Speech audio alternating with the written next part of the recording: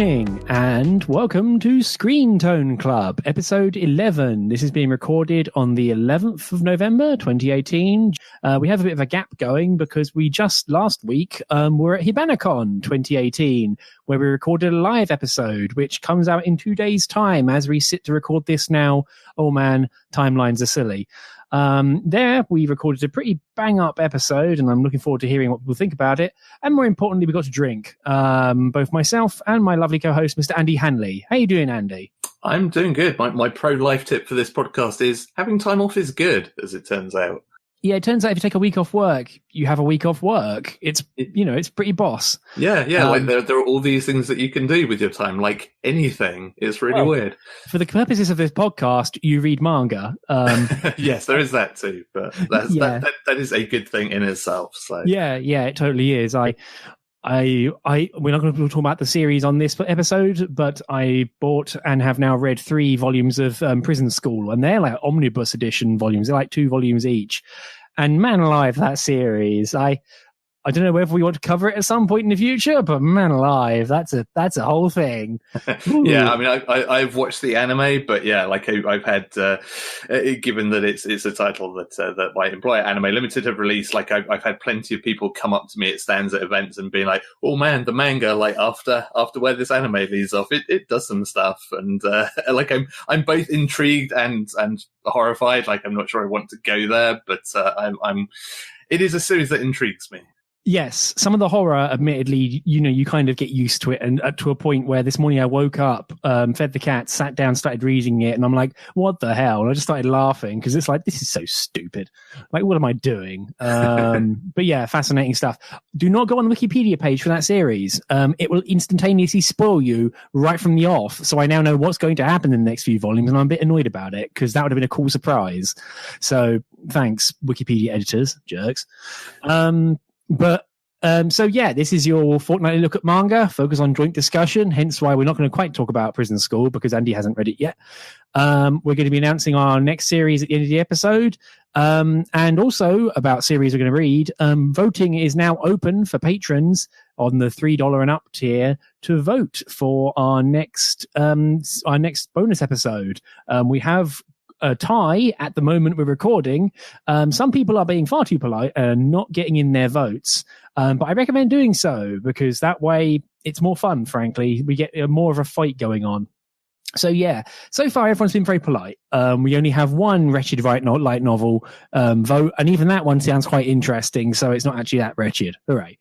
But yeah, if you have it in your heart to support us, it means a lot. As mentioned, every time I mention it, it's paying for our hosting costs, and our next tier is to basically cover the cost of books, which will frankly allow us to be a bit more adventurous because it's a bit difficult, like to just decide, let's just drop £20 a piece on this big volume or slightly harder to find volume, and then hopefully get an episode out of it, and then it's a thing. But yeah, again, thank you to everyone who is supporting us. It means the world. So moving on, we have our first section, Returning Champions, which we have kind of an embarrassment of content for, but we're going to keep things a bit sort of reined in. So first and foremost is Inside Mary, which is a series I read the first volume of last episode. And Andy, you've read the entire thing beforehand in a previous time. And at our live show, you said something ominous about wanting to hear what I thought of the rest of it. And yeah, so I was also interested, so I'd continued reading. Before I launch into my thoughts, what did you think overall from Inside Mary, just to kind of catch me up? Yeah, I mean, I really liked it as a whole. Like, I've got to admit, because it's been a while since I read it, like, there's a whole bunch of stuff in the middle that I can't really remember. It's kind of like more the sort of the closing volume or two of the series that I kind of remember being where it kind of really went kind of batshit crazy to the wall stuff. But my main memory of kind of reading that manga is that I read it in incredibly short order, and I was just burning through chapter after chapter because every time it was like, oh, I need to see where this goes next. And it was very much, a page swiper, I guess we should call it, in this digital age. Like I couldn't leave it alone, and I feel like I read like the vast majority of it just like in a single day, because it was just like, it was a weekend, and I was just turning and turning and just going through the entire thing at great speed because I had to see what happened next. Yeah, I have to second that. I mean, even when we were at Hibanacon, I was sneaking in quick snatches to look at my phone and read it when possible, which my roommate, Paul, shout outs to Paul, very happily sort of pulled me up on quite a few times. And like our hotel room at multiple times became like Inside Mary Hypothesis Central, as he's previously read the entire thing, much like yourself. And I would like come out of the bathroom and just sort of have a theory and want to mention it. But then he would sort of look at me over his glasses and then say, I can't react, dude. Like, I'll spoil something. So you just have to accept that I'm going to stare at you now. And I'm like, okay, fair. Like, thank you very much. You're doing me a service by not spoiling it. And I'm probably making it purgatory for you. And one of those like bathroom emergent, like sort of, not emissions. That's horrible. Sorry. One of those sort of moments was at the start of volume 3-ish. I figured out what eventually became the final sort of end of the series. And despite that, I was still really excited to see it playing out. I'm obviously no spoilers just to kind of ruin the entire thing here. I'm not going to like just blurt out the ending, but it does the same thing that Flowers of Evil did that I really appreciated, and Shuzo Oshimi seems to do, has done 2 out of 2 series so far, is they take their time ending, which is so important. Like Flowers of Evil has a good like 2 volume ending arc where everything is tied up and finished. Like it isn't just like, oh, penultimate chapter, ending. The same exact thing happens with Inside Mary, where the last volume and a half is just the ending arc. Like quite a lot of the actual course issues have been dealt with, or at least you know what they are so they can be defeated. And the rest of it is conclusion. Like it's not just like sudden realization, sudden denouement, sudden ending. It's just like, okay, we know what the dragon we have to slay is here metaphorically, and we have to go about that. And it kind of takes its time, which it really, really gets mileage out of. Very bittersweet at the end. Like it ended in the most mature way, I suppose, the most, I suppose, healthy way, even though it wasn't like everyone's dreams coming true. In fact, in some cases, I think certain characters like kind of not short shrift, but they kind of got nothing. Like they got a bit of freedom and growth, which was perhaps the most important thing they could get, honestly, that wasn't running away from what was happening. But equally, it left you in a kind of uncomfortable position because, plenty of people lost out in that series. It's a really hard read, especially when it starts to get really intense. And I enjoyed it the whole way through. Like I say, I was snatching pages of it in between discussions when I was in the lift, that sort of garbage. Like I was kind of pinned to the manga. Being on Crunchyroll manga was obviously a big part of that. And it only buggered up like 12 or so times, which still made me swear every time. But I have to put that out there as something that was a frustration, was it would bugger up and so show me an old page. As we know, that is a thing that happens. But yeah, I greatly enjoyed it. I really like it. Still cements Shuzo Oshimi as someone I really appreciate their work. I need to catch up on Happiness. I'm behind like 2 volumes. But yeah, I really enjoyed Inside Mary. I don't know. Do you think it was the same about the ending, Andy? Like, especially like just the length of it and also like the end state of everyone?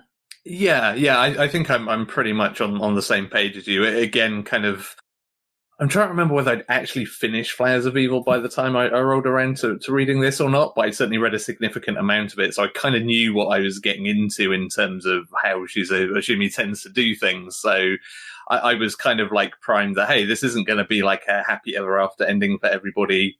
And like you say, it's not going to be a sudden cut-off point of like, oh, and then we found the solution and everything was fixed. Like it's, and I think even without that prior knowledge, like the way that story builds up and pans out, like it gets to the point where it's clear that there's not going to be a simple solution to any of the issues at hand, and it's not going to be a kind of nice, tidy, like, everybody gets what they want kind of deal. So yeah, like I appreciated that it took the time to kind of work through that and dig into it, because again, much like Players of Evil, you know, if you pull away all the kind of other stuff, it's really about the characters at the end of the day. And I think giving those characters time for whatever closure they are afforded and to kind of, you know, get to the root of everything that's happened is exactly what a series like that needs. So yeah, I'm kind of with you. Like, I appreciate that it has the time to do that and to kind of build on everything that's happened up to that point, to, you know, not tie it up with a bow, but to kind of give you everything that you kind of needs to see basically from the series. Yeah, I feel like there's at least 2 points when like characters could have stopped digging, as it were. Like if they'd have stopped digging, they could have lived happily in Delusion Land, or a form of Delusion Land, and been generally 80% okay with what's happening, but it was still been a lie, frankly. But the characters can't be dealing with that and have to keep digging, and then they realize, oh, I can't go back to how things were. I now know something that I shouldn't or don't want to, but I have to deal with this. And it deals with that a lot more smartly. I mean, so many anime have the whole like big smash ending or bittersweet sort of aftermath of like, well, things can't be as they were. But in this case, it is a bit more adult about it. Like talking about like not remembering most of the middle of it. Like the large sections of that manga, I would not be able to tell you what happened, but it all felt important, especially in the moment.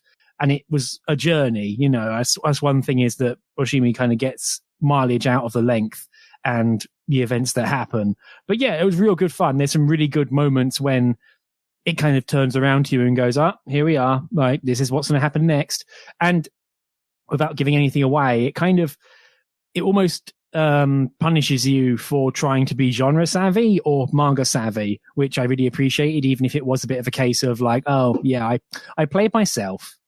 I don't know if you felt that as well, Andy, just given with some of the ending stuff. But okay, yeah, I don't think I fell quite into that trap per se, but yeah, certainly there are points, because of the time it takes with things. There were points where, I guess because I was invested in the characters, that I almost found myself kind of thinking like, yeah, you know what, you could just stop digging here. It's like, this would not necessarily be a healthy solution to it, to just kind of leave things as they are. But, you know, it is probably something that would leave you in a happier place.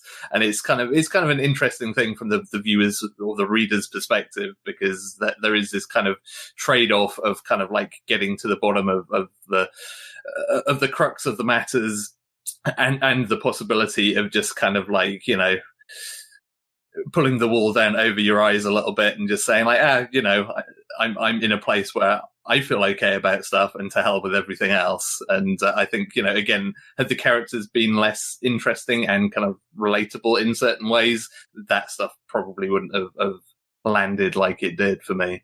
Yeah. So yeah, but no, I really enjoyed it. It was really great read. At the risk of sounding weird, or I'm probably not going to pick up the physical version because it looks like a premium release, and I didn't love it.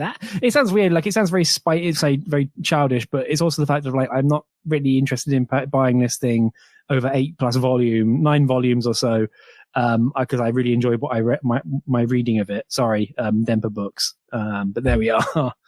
And then I only got so much space, frankly. Yeah, maybe they can release like a Crunchyroll sponsored special edition where they just print random pages from earlier in the chapter, like throughout the volume, just to give you the true experience. No, I'll just pay Ed Chavez £20 to kick me in the nuts. That'll be faster, frankly. And I think Ed'd probably like it more. Hi, Ed. So yeah, I really enjoyed Inside Mary. I have other stuff I'm reading at the moment, which we'll get to at future episodes. But yeah, real good. Almost so segueing straight onto my topic for this week, it kind of overshadowed my actual pick that I made, which was Mushroom Girls in Love, which I picked up from the currently ongoing Yuri sale on Bookwalker. And I didn't twig from the first page or the cover, but it quickly became apparent that this is a work by the Centaur's Life author Kei Murayama. And as soon as you see like a mid-range like background character, you go, oh, it's that guy. Yep, totally. They got the eyes, and you can just tell immediately it's by that author. It's a 1-volume banger by 7 Seas, and you can buy it digitally, I believe, at the moment. It's a one and done sort of arc. It's set in a frighteningly well detailed world where the only form of life outside of plant life is fungi. Like most things are fungi. The main characters are like sentient, sentient, living, walking humanoid fungi. Their form of livestock is a weird motile form of fungus, which looks like, I don't know, like a dish rag with an eye on it.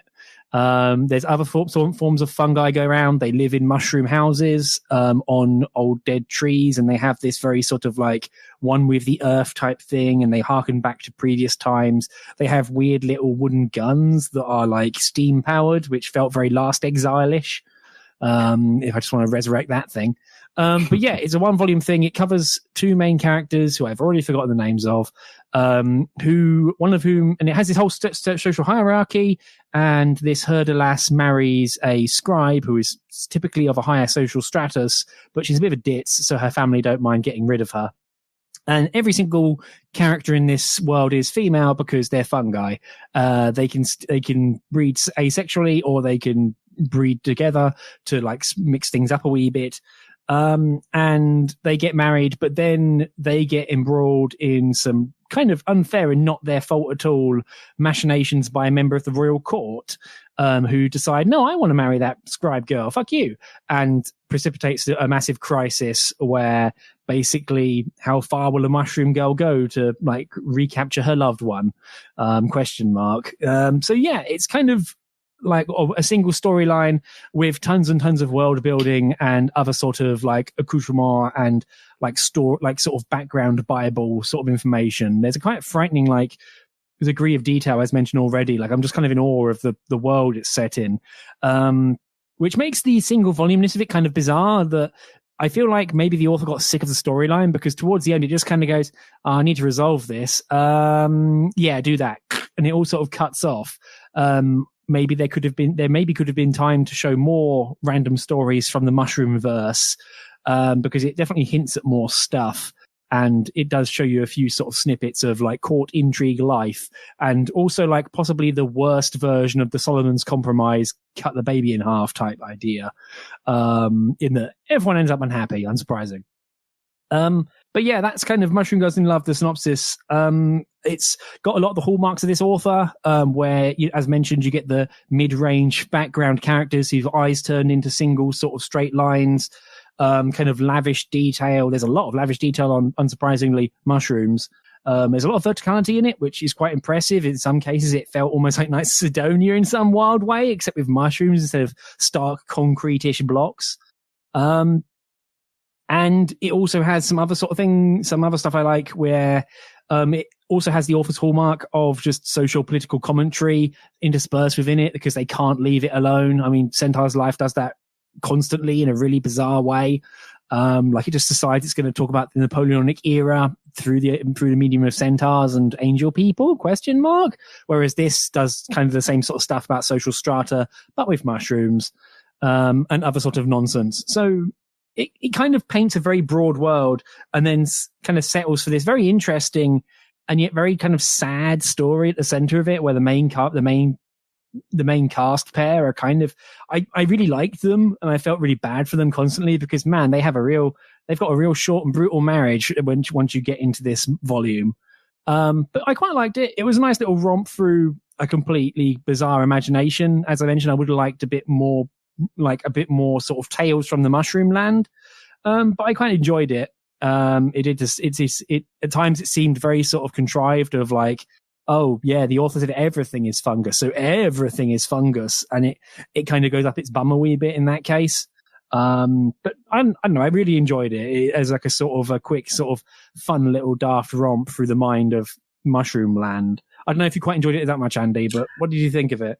Well, I'm glad you enjoyed it, Elliot. Oh, sorry.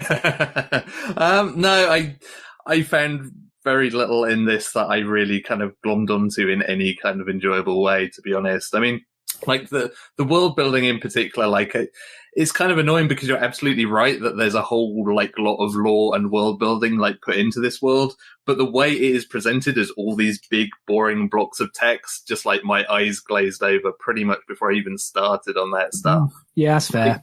Like even kind of page 1, it just starts with what let's go through the social strata of this world. It's like, is there not a more interesting way? Can you at least give me a slideshow or something? Like don't just give me these blocks of text. Like that didn't really, that kind of set me off on the wrong foot from the start, because my kind of recurring thing going through the story was that I found it really hard to care about anything that was going on. And I think that was kind of the core problem with a lot of it, was that it hadn't engaged me from the get-go. And perhaps had I been in a different mood or a different frame of mind, I would have kind of subsumed and lapped up all that stuff and being like, okay, well, yeah, now I'm invested in this world. But, for some reason, the 8-page block of text, like in the between chapters, trying to tell me about the world just didn't kind of do it for me.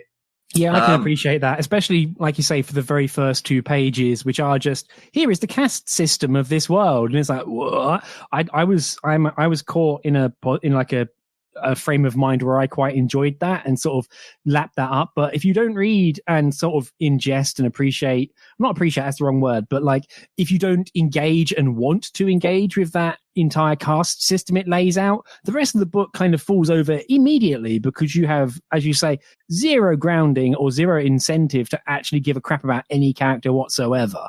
Yeah, and it's like, the main 2 characters, Ariella and Ariella, are both kind of, cute, and they're fine for what they are. But yeah, once you kind of pull away any amount of that stuff, it kind of all falls apart pretty quickly.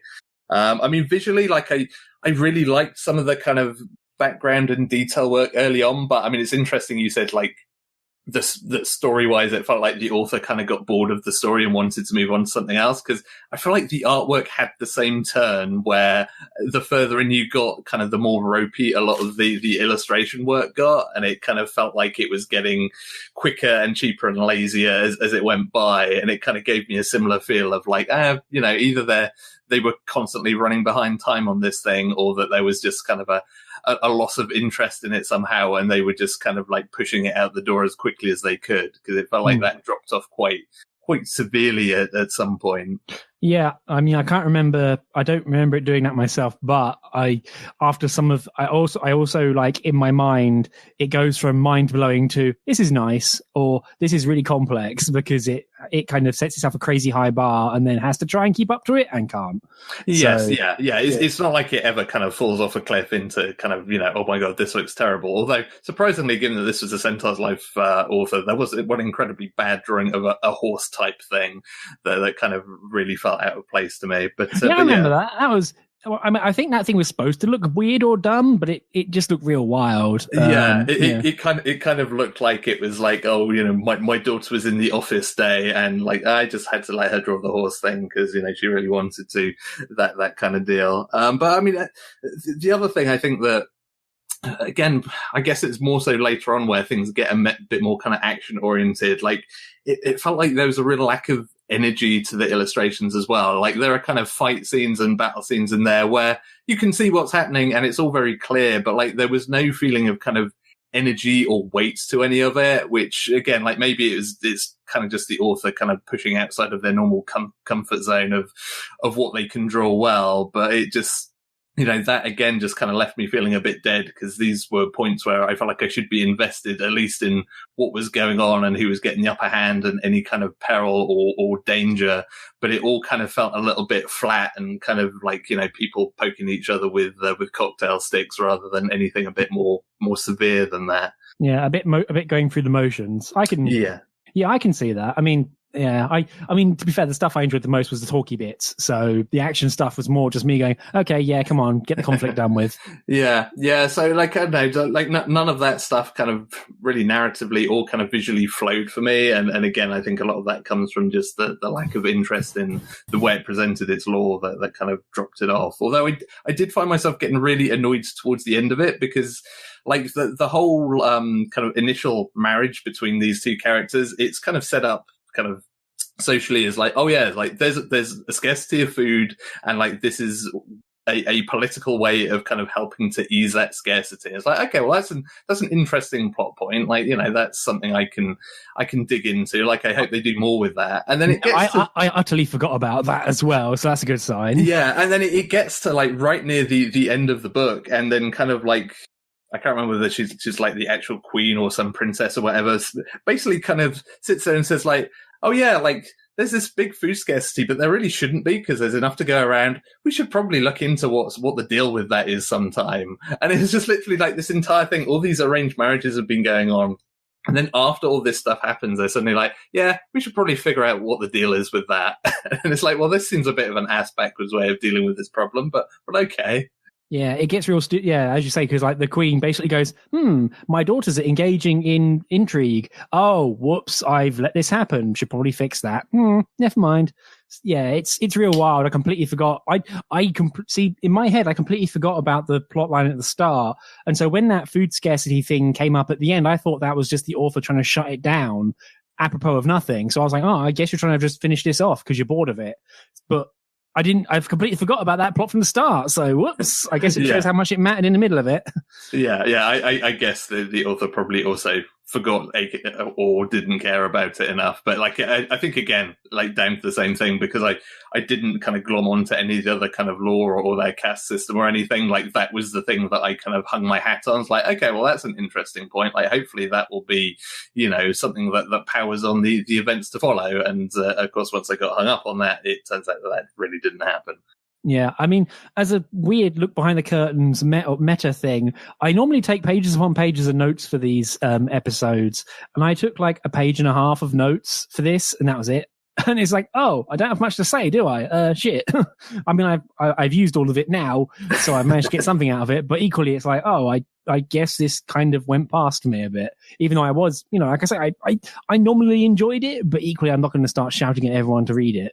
Yeah, for sure. At my lowest ebb in the series, I made a note that said Pan Shopland of the Lustrous, but I think that's even a little bit unfair, even by my kind of critique of the series. But that's kind of the direction I was heading in at some point. Yeah, well, if you start comparing anything to Land of the Lustrous, something's going to lose, and it's not Land of the Lustrous, frankly. This is true. Volume 7 coming out soon. Can't wait. Yeah, I should probably read Volume 1. What the hell, dude? Come on. I know. I watched the anime and it's like, there's so much more. So much. I should, and like because I know the manga kind of goes in different directions by all accounts. It's like I both really want to and also don't, because if they make more anime, I just want to soak that up as well.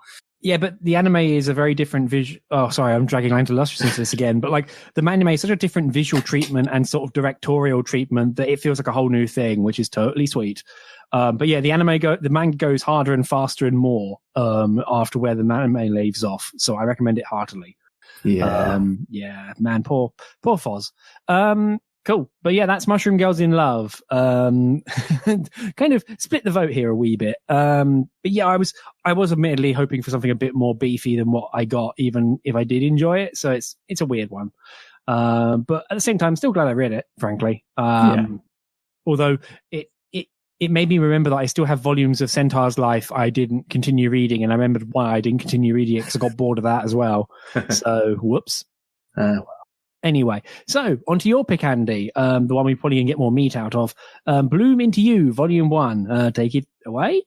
Yeah, so this was a pick that I made basically because it's kind of turned into my favorite anime adaptation of the currently airing season, and like having watched, big words yeah, like having watched kind of like a full half of that show now, like the opportunity presented itself to read the source material. I was like, yeah, I want to check this out, not least because one of the things that the anime does very well is kind of its visual style and the way it expresses things through its visuals. And I was kind of curious to see whether that was kind of lifted whole cloth from the source material, or whether it was something that had been kind of injected in as kind of, an impressive directorial element of the anime. And the answer is kind of a bit of both. Like there are some interesting visual flourishes to this, but not as many and not as impressive as the anime manages.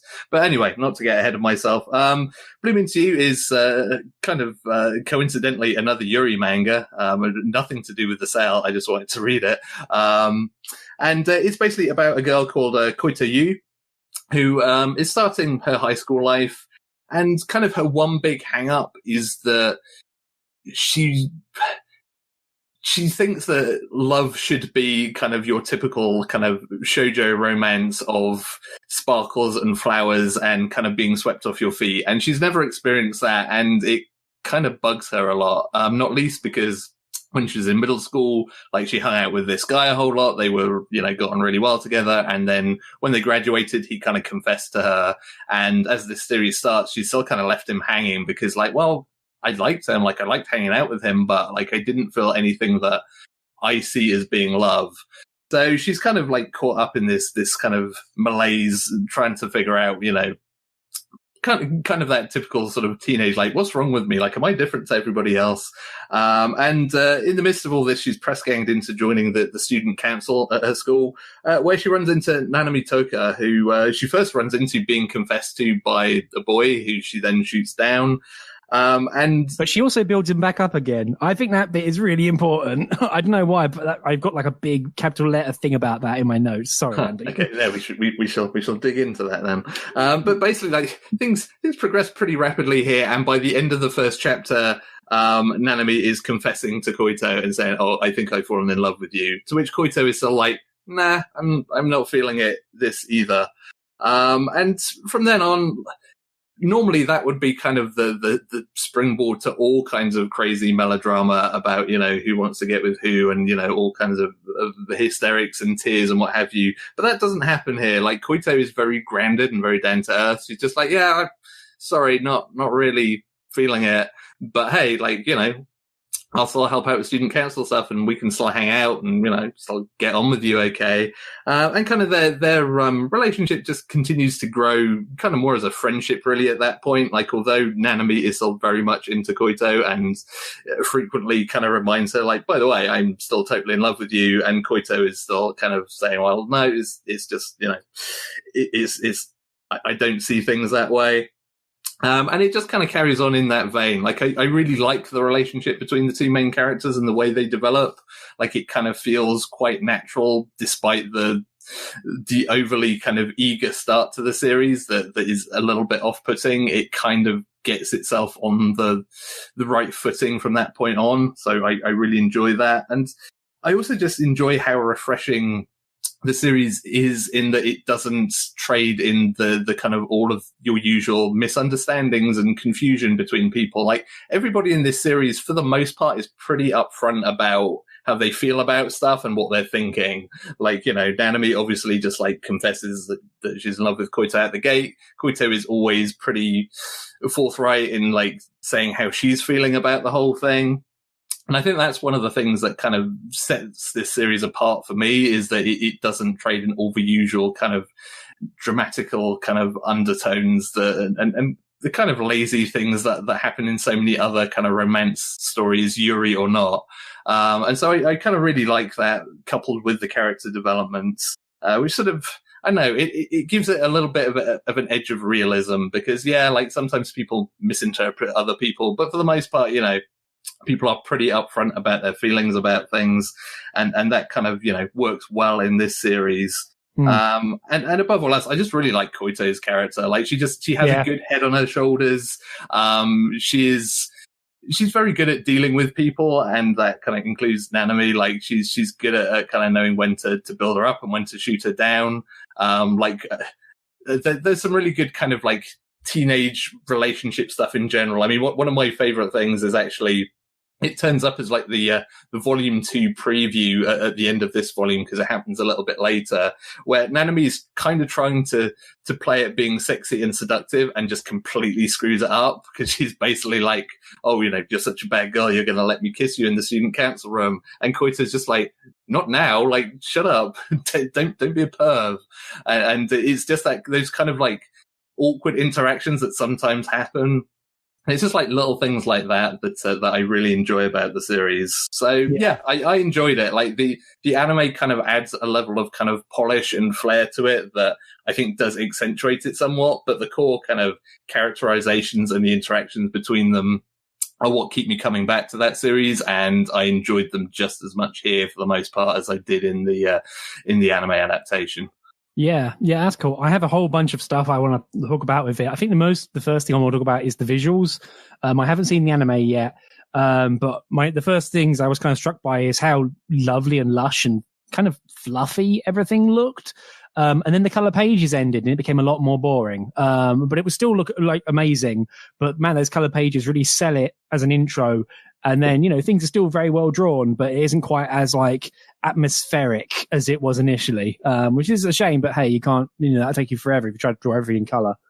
I wonder if the anime is like that. I should probably give it a shot if it is. That's actually more of a question, Andy. Is it like that in the anime? Because if it is, I'm totally on board. Yeah, I mean, the anime has a lot of luscious backgrounds and visuals, and it uses those really well to kind of tell parts of the story and to kind of like add a little bit of additional kind of drama or context to things as well. Like, it is from a visual standpoint, kind of the overall aesthetic is definitely one of the eye-catching things. Like, I really like the character designs in both manga and anime, but yeah, there is a definite kind of, it's one of those shows you could just kind of luxuriate in the backdrops, even in kind of things like a boring student council room. Like, it all just looks really nice and it's all really nicely lit, etc., etc. Yeah, because even the character's hair, like when you get you sort of introduced, it's like in the color pages, it's like, man, look at that hair. Like, it looks like real, like it looks like an anime approximation of real hair rather than just, the normal banded stuff you get, and then it pops into like black and white and you're like, oh, there we are, here we go, back to manga. But then again, like if you try to do the whole thing in color, you'd probably be exhausted after 8 pages. The one I really enjoy the sort of travails, as you say, it gets a lot of mileage out of characters basically being upfront with each other, which is important. It avoids a lot of the like idiot misunderstandings, Doushio, like you had it the wrong way around, misunderstanding, fall over garbage. It trades in much more interesting and also much more mundane stuff, which works really well in both regards because the characters have different lived experiences. You has like an entire extended family, and we don't know what Nanami's extended family is like, but we'll probably find out at some point. But I liked all that discovery, and like you say, it's really fascinating having Nanami basically be like a schoolgirl in love, and when she goes like just accidentally to go visit Yu's bookshop, and she's all giddy, and Yu's like, knock it off, you idiot, just be normal. But also Yu has her older sister who is like, college girl sex appeal lady, and, and her parents and all that. Her dad said something real wild at one point where like someone jokes that Nanami is Yu's girlfriend, and her dad just says quietly, oh, that I bet not be the case. And it's like, whoa. Like, but equally, it kind of just has that be there as a thing your dad says, like maybe he's serious, who knows? But it doesn't immediately jump off a hurdle and then immediately make it like a volume long thing about it. Maybe that'll come back later, who knows? But I really enjoyed all the sort of stuff. I like Nanami a lot. I've written in my notes, I've written her as 73 because Nana me. So it literally, my notes just says Nana 73-san. But I really liked her because she is like the perfect character, like Ojo-sama, like senpai, head of student council character you see all the time. And yet she kind of spends a lot of time eating shit. Like, not aggressively, but just like her attempts to be like flattering or cool don't work. And I think there's one part towards the end where basically Yu sees through her, either accidentally or on purpose. The series kind of leave that slightly ambiguous and basically says, look, if you want some space to talk or to breathe, you can do that.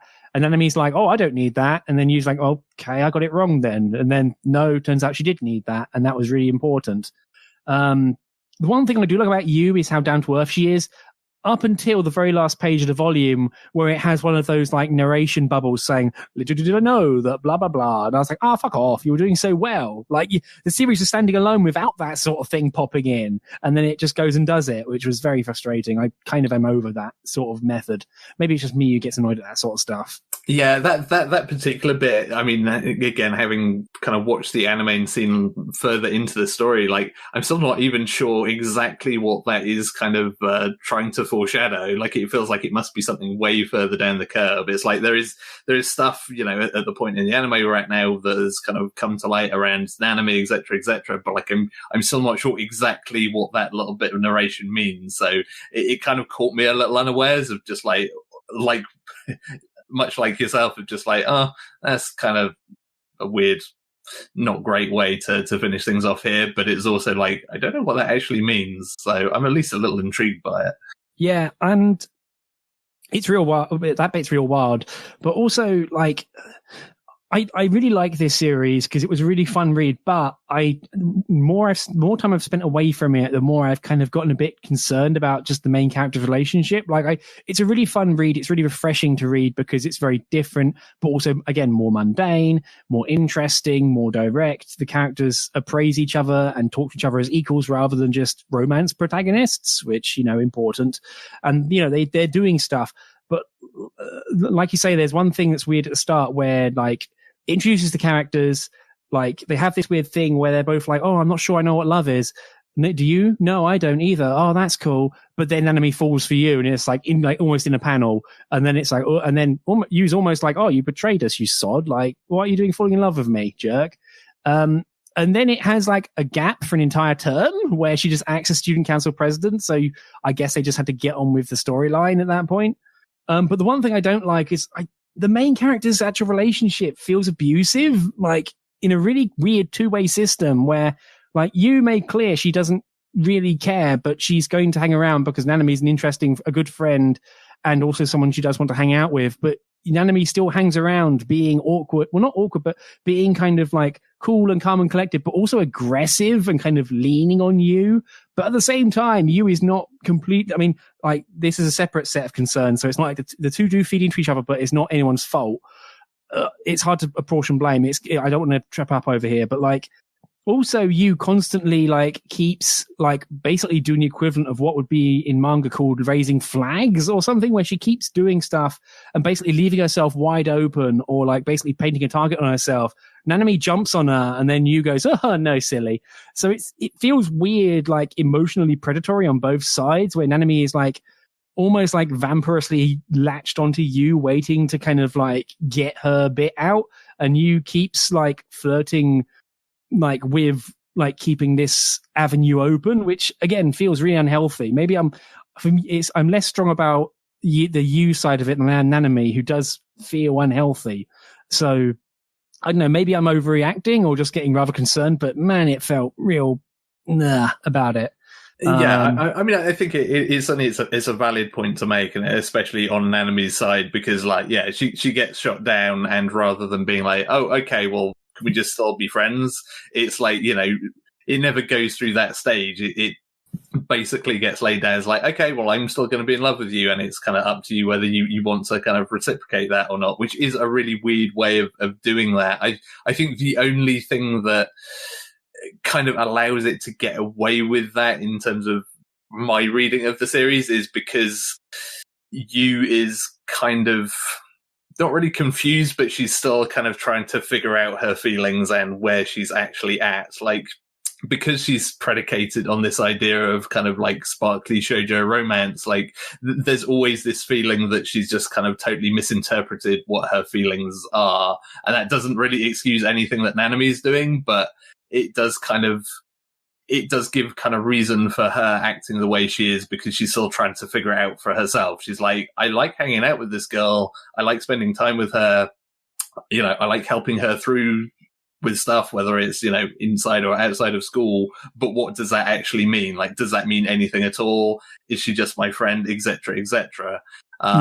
But yeah, like it's weird. Like there's definitely a part of it that is just kind of leaning into your kind of, well, Yuri and shoujo tropes, which is not a good thing for sure. But yeah, it has this weird sort of space that it allows itself, simply because Koito is not quite sure where she sits on any of this stuff.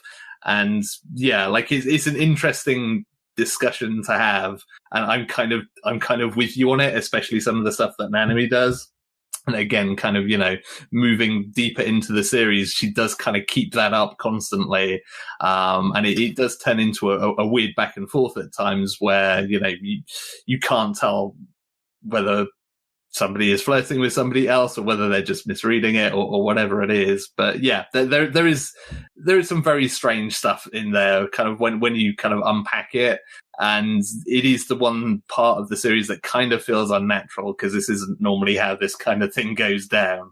Yeah, I mean, there is a reading where, this is a dangerous territory, I feel almost, but there's a reading where Koito, given her sort of predication, as you say, on wanting the sparkly shoujo moment, waterfall of romance, that she's not noticing her own behavior. Like, I mean, towards the end of the volume, she has like the perfect ripcord to basically parachute straight out of all of this and get free of Nanami kind of conclusively. But she elects not to do that, and in fact does a weird pseudo confession, like in a really, like, if you know about the characters and you know what's going on, you can see it. But equally at the same time, she's very much a case of like, look, you idiot, look, whatever, I'm just doing this thing.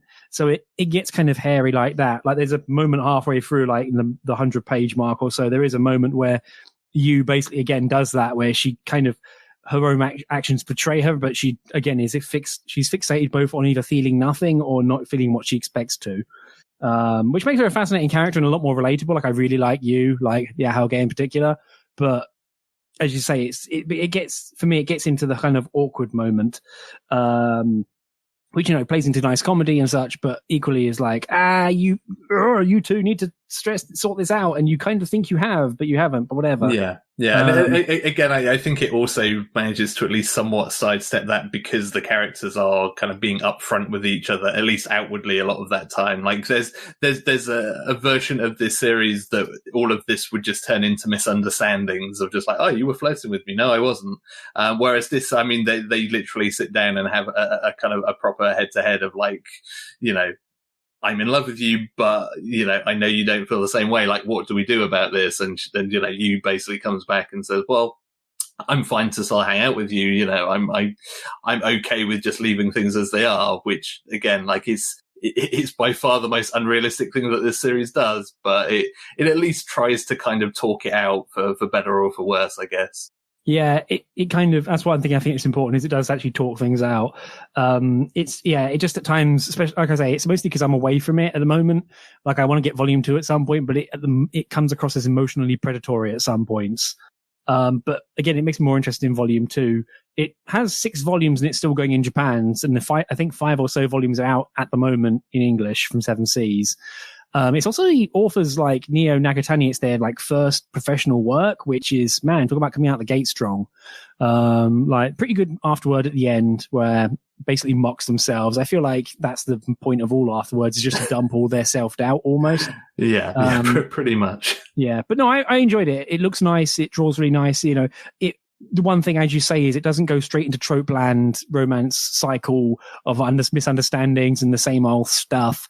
Like it feels a lot more, as I say, mundane and relatable at the same time, which I suppose is why it kind of hurts that I keep seeing stuff that makes me kind of squirm a bit.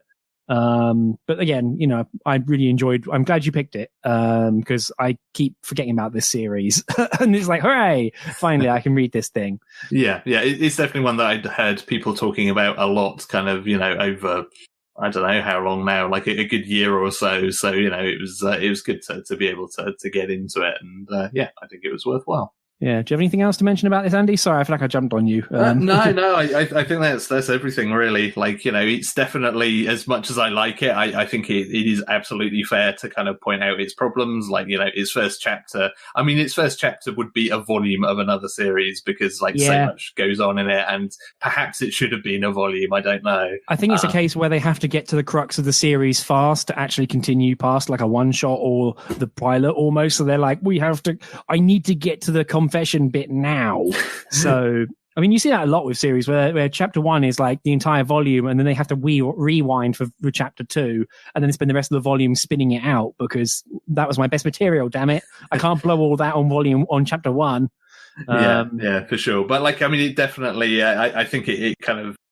It kind of speaks to like how much I enjoy the rest of the story, because like that did set me off on the wrong foot in terms of like, well, you just blurted out a confession out of nowhere from like somebody you've literally had like 2 conversations with. Like it doesn't, I feel like it could have sold me better on some kind of love at first sight thing, but it doesn't even really try to do that. It just, it almost turns and kind of like nods to the reader of just like, just trust me on this one. Like I know what I'm doing, because like stripped away from everything else in the story, like it really doesn't make much sense. At the same time, I am someone who has had that kind of like, not in school, and I'm not like, I'm someone who has had that kind of like meet someone twice and then suddenly you're going out type thing. Like that's happened to me in the past. And when I look back, I'm like, how the fuck did that happen? Like it's real dumb. Like people are weird. People are dumb and stupid. I think is a general takeaway. Yeah. Again, I think it's something like, it's not so much that you can't do that. It's more that it's just like the manga itself doesn't sell you on that idea. Yeah, like, especially because I was partially almost looking forward to having the two girls basically just being like, man, romance isn't like I thought. We're both empty. And then one of them just goes, shit, I like her. So that would have been a cool space to swim in. But, I guess the author just didn't want to swim in that water. Yeah, indeed. So, yeah, like it certainly it's a series that has its issues. It is not a perfect kind of, work of genius. It's not a masterpiece, but it is really enjoyable. And I do really like it. And we'll continue to enjoy these kind of idiots trying to figure out what love is, I guess. Well, idiots are the best kind of characters. I must admit, I like the art an awful lot. As mentioned, the color pages are amazing. There are some points when I think the author might have been under the gun because the quality level goes out the window. Mostly because they have giant crowd scenes, and man, I guess they ran out of time because that's a lot of faces to draw. But no, it looks really nice. It has a lot of real good sort of like place and location, and nice just sort of work of making things feel realistic. It's not just like another like mystical high school. It actually feels like a real place for once. We have Twitter comments from friend of the show and frequent commenter Demel's Award. Quote, I read through the first 2 volumes of the series, and I really like that even as someone who isn't normally a fan of the genre, they can enjoy it for its portrayal of romance. Frankly, in a world overrun with cutesy heist drama shoujo, it's nice to have something more relaxed, which, yeah, you're right. You're very correct. I also agree with that. Yeah, for sure. I mean, I think as we mentioned, like it's nice to see a series that kind of, there is drama to it, but it's not like melodrama. It's not kind of screaming and shouting and sobbing. Like it's very low key. And again, I think one of the reasons why I like Hugh's character so much is, she just rolls with the punches as they come. She's just like, yeah, okay, well, whatever. I need to get on with my day. Yeah, she's got shit to do. Yeah, exactly. One thing that also is quite nice about this book is that basically it feels like one long running story, which sounds stupid, but basically like chapters roll into each other real easily. Like it feels like a complete volume. Like apart from the first chapter being a bit abrupt, the entire rest of it just feels like one run-on thing that you can just keep going through, which made me read it in a sitting. So that's pretty effective. I really like that, where you can just sit down with the volume and just, and it's like, oh, I'm at the end. Oh, crap. So yeah.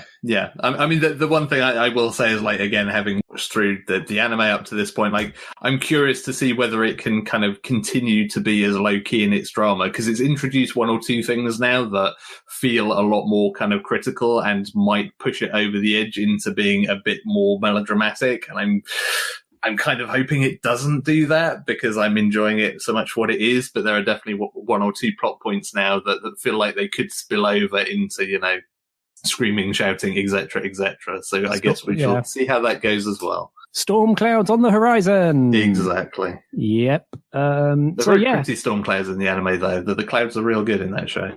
Yeah, but you don't want a storm cloud over your lily garden. That's just rude.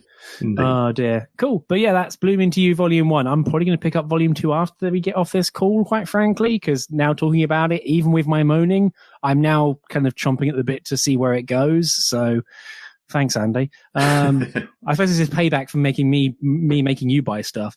Yeah, that's how it works. Yeah, of course. So moving on to what we can talk about next time.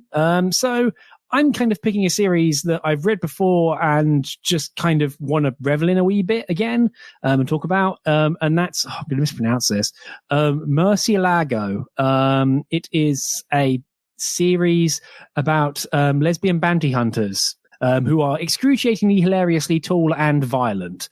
So do you remember that tall lass from what's that like arms trader series with the silver hair lass? Oh, Jormungand. Yeah, it's got some of the same sort of DNA, I suppose, as Jormungand, where check it out, here's this tall lass with guns, ha ha ha. Isn't this entire world crazy? It feels almost close to like a No More Heroes in how dysfunctional and has self-created the series is in terms of its worldview, or its setting even. But yeah, how about you, Andy? So my pick for the next podcast is Forest of Piano, which is a series that I meant to look up exactly what year this manga started coming out in Japan, because it's a series that I've heard people talking about for years and years and years, and it normally gets talked about in some pretty positive ways. It's now available digitally, so the whole thing turned up one day out of nowhere. Yeah, it's one of those. I think it's a Kodansha thing, if I remember, that they've just kind of suddenly dumped a whole bunch of it out there. It's like, oh yeah, here's a thing, enjoy. So I figured we should. Yeah, I was looking at that the other day, and I liked the sort of the volume art is just character portraits. I'm like, this looks cool, so I've got an excuse to buy it. Thanks, Andy. Cool. I haven't looked at all what's coming up in the world of manga, so we're just going to skip that bit. Also, we're going to be we're already ahead of time when it comes to our episode release schedule. Sorry, everyone. So by the time this episode comes out, you will have obviously purchased. Where is it? Laid Back Camp Volume 4. Very important to continue reading Laid Back Camp. God, I got to read Volume 3 yet. Oh, and Yotsuba Volume 14 will be out. So what else are you doing with your life? You need to be reading that, don't you? Yes. Yeah, that was the important one for me, is it's like, oh yeah, I need more Yotsuba like that. That's going to be another one of those series where I have to make the decision, do I continue to buy this physically or do I go digital at this point? Because I have all the other volumes in physical form. So I sold all of it to a friend, so I'm going to buy it digitally. I'm going to buy the newest volume and wait for a sale for the rest of it to backfill. You have made the smart move. Yeah, well, I'm still spending all my money, so who knows? Also, coming out in a week from the time of this release is Do You Love Your Mum? And her 2-hit multi-target attacks, which at the moment is the subject of a promotion on Bookwalker, which nearly got me fired at work because it put some tig old biddies right there in the banner. So thanks, Bookwalker. I mean, it is a good light novel title. I will give them that. Yeah, it's just, part of me, like, I was hoping it would just be something cutesy and kind of fun. But given the artist they picked was Pochi Ida, who did the, like, the elder sister like one. And, not that, enough people have done it in the past. It's not really a shock, but also hentai artist. It's like, yeah, you've just drawn a full-on cheesecake thing about a character who's supposed to be the protagonist's mum. So I will also give bonus points to Bookwalker for describing the series as a mom-com. That's taken off everywhere. I think that's J-Novel Club rather than okay. Well, that's real good. Like, kudos to whoever did that, because I appreciate that part. Yeah, I feel like it's only fair to give J-Novel Club their due for making sure that they put that there. So Christ. But yeah, I'm cautiously interested in reading that. I wait to maybe I'll ask Demelza Ward to pick it up so I can then find out what she thinks, because she seems willing to jump onto those grenades. Sorry, I'm slandering you on a podcast, sorry. But yeah, that's what's on the schedule for the moment. Kind of a embarrassment of riches. Hooray, digital manga. So moving into Closedown, you can find our website at Screentone.club. Podcasts can also be found on Apple Podcasts, on Spotify, other sources, not Apple Podcasts, no, not Google Podcasts, because it's US only. Don't get why. If you do like this podcast, please tell a friend, tweet about it. Like, that sort of stuff is really, really important. That sort of natural discussion really boosts listenership. And in particular, if you have any podcast or whatever, if you can leave a review, that's greatly, greatly appreciated. It really helps boost us up the list. You can find our Twitter feed at Screentone Club, or one word. You can also email us at show@screentone.club. And as always, you can find our Patreon at patreon.com/Screentone Club, or just Google the name of the show. As mentioned, if you jump on the $3 a month tier, you get the opportunity to vote for what we're going to cover in our bonus episodes, which a single vote could very easily make or break some dreams at the KISS current stage. So we'll see what pops out. We're going to be recording that in a few weeks. We better talk about that after the show. But yeah, for myself, I'm Elliot Page. You can find Manga Search, a digital manga search engine I made, at mangasir.ch. More updates coming to that soon once I find my laptop again. And Andy, how about you? Yes, you can find me celebrating my survival of an intense month or so on Twitter at Hannah's1979. Yes. Also, you can find me at Elliot Page, where I am trying to increase my quotient of cat pictures because I now have kittens. Although they keep batting the phone out of my hand whenever I try and take a picture of them. They've gotten smart. Unfortunately, I'm doomed.